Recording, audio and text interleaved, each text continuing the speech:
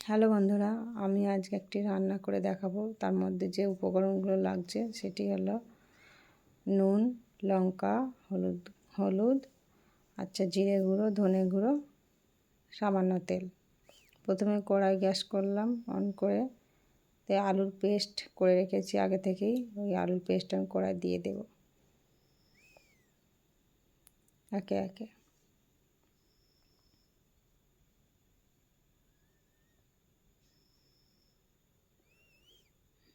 আলুর পেস্টটা আস্তে আস্তে খুন্তি দিয়ে যেগুলো ডেলা পাকিয়ে আছে সেগুলোকে মিহি করে ভেঙে নেব এবং নাড়াচাড়া করতে থাকব।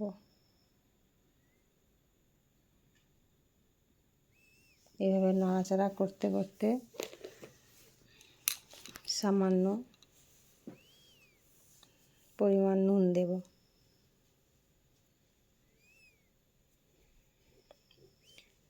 এবার নুনটা দেওয়ার পরও আস্তে আস্তে ফের নাড়তে থাকবো হালকাভাবে।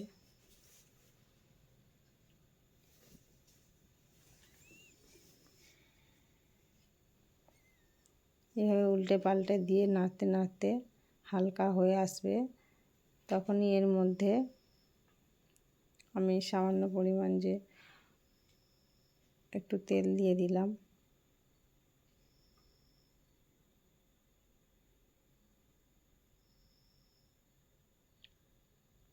তারপর একটু হলুদ গুঁড়ো দিলাম, আবার উল্টে পাল্টে নিলাম। তারপর জিরে গুঁড়ো দেব, ধনে গুঁড়ো দেব, যেটা আমরা ধনে পাউডার বলি, লঙ্কা গুঁড়ো দিলাম। এবার এইভাবে নাড়াচাড়া করতে হবে। বন্ধুরা, এটি খুবই বাচ্চাদের প্রিয় খাবার এবং এটি খুব অল্প সময়ের মধ্যেই রেডি হয়ে যায়।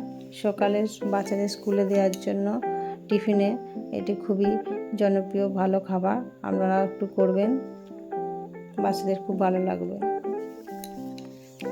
দেখুন বন্ধুরা, আমার ভাজা হয়ে গেছে, আলুটা রেডি হয়ে গেছে, নামিয়ে নিলাম আমি। এবং একে একে আমি 4 পিস ব্রেড রেখেছি। এই ব্রেডের মধ্যে আমি দেখুন কীভাবে লাগিয়ে নিচ্ছি। হালকা হালকাভাবে অল্প অল্প যেরকম পরিমাণ লাগবে আপনারা এইভাবে লাগিয়ে লাগিয়ে নেবেন। আমিও লাগিয়ে লাগিয়ে নিয়েছি।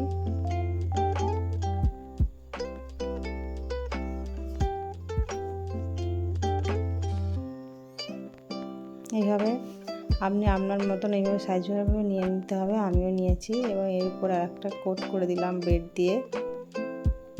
1 পিস আমার রেডি হয়ে গেল। এইভাবেই আমি 4 পিস ব্রেডকে পরপর করে নেব।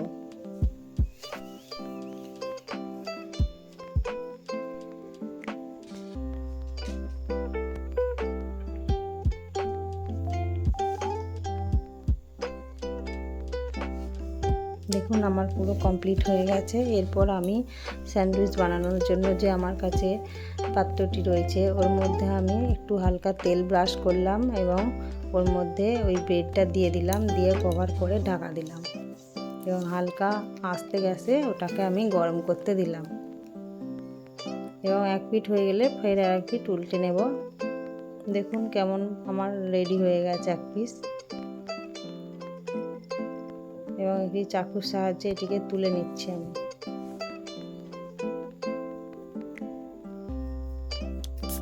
এরপর একে একে এইভাবেই আরেকটি যখন হয়ে যাবে তখন আমি তেল লাগিয়ে লাগিয়ে এইভাবে আরেকটির পর আরেকটি দিয়ে দেব।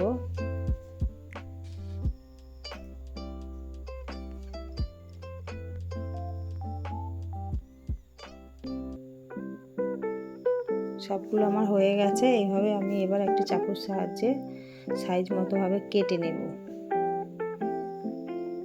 এভাবে কেটে নিলে কি হয়, খাওয়ারও সুবিধা হয় আর দেখতেও ভালো লাগে। দেখুন বন্ধুরা কত সুন্দরভাবে হয়েছে। এটি একটি সসের সাথে আপনি পরিবেশন করতে পারেন, বাচ্চাদেরও খুব ভালো লাগে এইভাবে খেতে। Thank you.